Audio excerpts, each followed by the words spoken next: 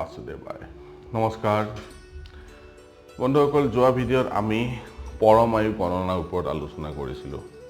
যেহেতু জাতক জাতিকা বা অন্য লোকৰো বহুত উৎকণ্ঠা থাকে তেওঁলোকে এই পৃথিৱীত কিমান বছৰ জীয়াই থাকিব আৰু যিদিনাখনে গম পায় যে তেওঁলোক এই পৃথিৱীত এটা নিৰ্দিষ্ট সময়লৈকে জীয়াই থাকিব সেই সময়টো যদি গম পায় তেওঁলোকে সেইদিনাখনৰ পৰাই মৃত ব্যক্তিৰ নিচিনা হয় সেইটো কাৰণে আমি যদিও ডিসকাস কৰিছো আপোনালোকৰ লগত যে আয়ুস কেনেকৈ আমি গণনা কৰিম কিন্তু কোনো ব্যক্তি যেতিয়া আমাৰ ওচৰত এষ্ট্ৰলজাৰৰ ওচৰত জ্যোতিষীসকলৰ ওচৰত আয়ুস গণনা কৰিব আহিব তেওঁলোকৰ লগত আমি সেইটো ডিসকাস নকৰা ভাল কাৰণ কিয় সেইটো শাস্ত্ৰসন্মত নহয় যে এজন ব্যক্তিক জীয়াই থকা অৱস্থাতে মৃত কৰি পেলোৱাটো যোৱা ভিডিঅ'ত আমি পৰম আয়ু কেনেকৈ গণনা কৰিব লাগে তাৰ ওপৰত আলোচনা কৰিছিলোঁ আজি আমি আলোচনা কৰিম যে লগ্নপতি অষ্টমপতিৰ দীৰ্ঘায়ু যোগ কেনেকৈ আমি কুষ্টি এখন চাই ক'ব পাৰোঁ যে জাতক বা জাতিকা দীৰ্ঘায়ু হ'ব মধ্যম আয়ু হ'ব বা অল্প আয়ু হ'ব ফৰ্মুলাবোৰ তেনে সহজ আৰু বাৰে বাৰে আমি কথা জানিবই লাগিব যে যিহেতু কলিৰ যুগত আমি পৰাশৰ মুনিৰ যেটো সিদ্ধান্ত আছে সিদ্ধান্তবোৰ লওঁ সেইকাৰণে পৰাশৰ মুনিৰ সিদ্ধান্ত আজি আপোনালোকৰ লগত আমি ডিসকাস কৰিম সব লগ্নপতি অষ্টমপতি যদি দুটায়ে স্বৰ ৰাশি হয় এতিয়া স্বৰ ৰাশি হল কি মেঘ ৰাশি কৰ্কট ৰাশি তুলা ৰাশি আৰু মকৰ ৰাশি হল স্বৰ ৰাশি যদি লগ্নপতি আৰু যেটো ভাৱত অষ্টমপতি য'ত থাকিব সেইটো যদি স্বৰ ৰাশি হয় তেনেহলে জাতক বা জাতিকাৰ আয়ুস দীঘলীয়া হ'ব আৰু লগ্নপতি যদি স্থিৰ ৰাশি হয় আৰু অষ্টমপতি যদি দ্বিস্বভাৱ ৰাশিৰ হয় স্থিৰ ৰাশি কি হ'ব স্থিৰ ৰাশি হল কি বৃষ ৰাশি সিংহ ৰাশি বৃশ্চিক ৰাশি আৰু কুম্ভ ৰাশি হল স্থিৰ ৰাশি আৰু দ্বিস্বভাৱ ৰাশি হল মিথুন ৰাশি কন্যা ৰাশি ধনু ৰাশি আৰু মীন ৰাশি হল দ্বিস্বভাৱ ৰাশি মনত ৰাখিব যে লগ্নপতি যদি স্থিৰ ৰাশিত যদি থাকে আৰু অষ্টমপতি যদি দ্বিস্বভাৱ ৰাশিত যদি থাকে বা অষ্টমপতি যদি স্থিৰ ৰাশিত যদি থাকে আৰু লগ্নপতি যদি দ্বিস্বভাৱ ৰাশিত থাকে ঠিক আছে কন্ডিশন এটা হ'ব কি যে লগ্নপতি প্ৰথম কন্ডিশন লগ্নপতি স্থিৰ ৰাশিত থাকিব লাগিব আৰু অষ্টমপতি দ্বিস্বভাৱ ৰাশিত থাকিব লাগিব বা লগ্নপতি দ্বিস্বভাৱ ৰাশিত থাকিব লাগিব বা অষ্টমপতি স্থিৰ ৰাশিত যদি থাকে তেনেহলে তেনে জাতক বা জাতিকা দীৰ্ঘ আয়ু হয় আৰু আমি মধ্যম আয়ুৰ বিষয়ে আলোচনা কৰোঁ সব লগ্নপতি যদি স্বৰ ৰাশিত থাকে আৰু অষ্টমপতি যদি স্থিৰ ৰাশিত থাকে স্বৰ ৰাশি কি মেঘ কৰ্কট তুলা আৰু মকৰ লগ্নপতি মেঘ কৰ্কট তুলা মকৰ যিকোনো এটা যদি থাকে আৰু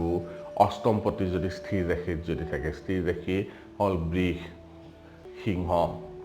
আৰু বৃশ্চিক আৰু কুম্ভ যিকোনো এটা যদি থাকে তেনেহলে তেনে জাতক বা জাতিকাৰ মধ্যম আয়ু হয় আৰু আমি এনেকৈ আমি চাব পাৰোঁ যে অষ্টমপতি যদি স্বৰ ৰাশিত যদি থাকে আৰু লগ্নপতি যদি স্থিৰ ৰাশিত থাকে মন ৰাখিব লগ্নপতি যদি স্থিৰ ৰাশিত থাকে বা অষ্টমপতি যদি স্বৰ ৰাশিত যদি থাকে তথাপিও তেনে জাতকৰ আয়ুস মধ্যমৰ হয় মধ্যম আয়ুস হয় তেনে জাতকৰ আৰু যদি লগ্নপতি আৰু অষ্টমপতি দুটাই যদি দ্বিস্বভাৱ ৰাশিত যদি থাকে তেনেহলে তেনে জাতকৰো আয়ুস মধ্যম হয় এতিয়া দ্বিস্বভাৱ ৰাশি কি হ'ব মিথুন কন্যা তাৰপিছত ধনু আৰু মীন ৰাশি হল দ্বিস্বভাৱ ৰাশি যে আৰু এতিয়া আমি যদি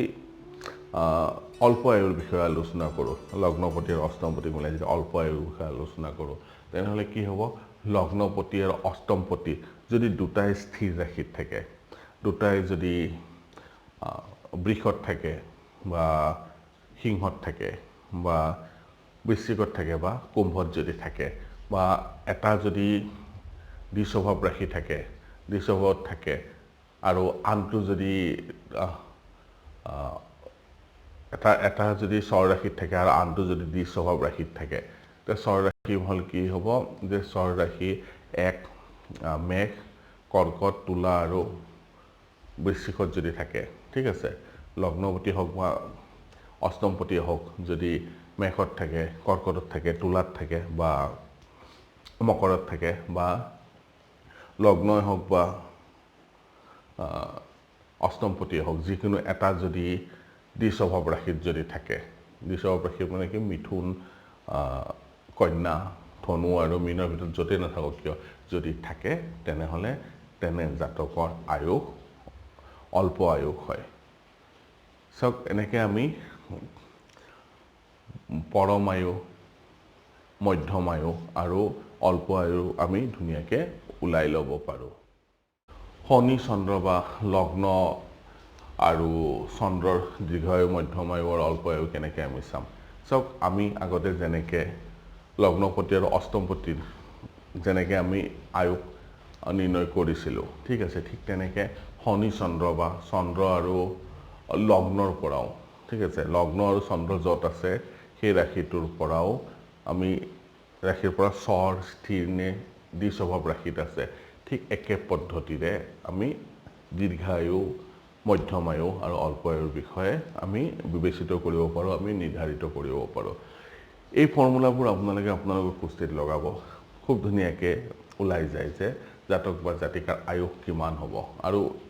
যিবোৰ শাস্ত্ৰত দিয়া আছে এই শাস্ত্ৰত যিবোৰ কথা লিখা আছে এই সকলোবোৰ খুব মান্যতা আছে এইবিলাকত 100% ভাল ৰিজাল্ট দিয়ে আপোনালোকৰ কুস্তিত এই ফৰ্মুলাবোৰ লগাব চাব যে একুৰেট ৰিজাল্ট আহিব মোৰ ভিডিঅ' যদি চাই ভাল লাগে তেনেহ'লে প্লিজ লাইক কৰিব শ্বেয়াৰ কৰিব আৰু ছাবস্ক্ৰাইব কৰিব নাপাহৰিব যিসকল দৰ্শক মোৰ লগত নতুনকৈ জড়িত হৈছে তেওঁলোকে মোৰ চেনেলটো ছাবস্ক্ৰাইব কৰি কাষত এটা বেল আইকন আছে সেইটো প্ৰেছ কৰি দিব যাতে মোৰ ভিডিঅ' আপলোড কৰাৰ লগে লগে আপোনালোকে নটিফিকেশ্যন পাই যায় অহাকালি যিটো ভিডিঅ' আছে তাৰ ওপৰত আমি লগ্ন আৰু হোৰাৰ পৰা আমি দীৰ্ঘায়ু মধ্যম আয়ু অল্প আয়ুৰ যুগ কেনেকৈ উলিয়াব লাগে তাৰ ওপৰত বিতংভাৱে আলোচনা কৰিম ধন্যবাদ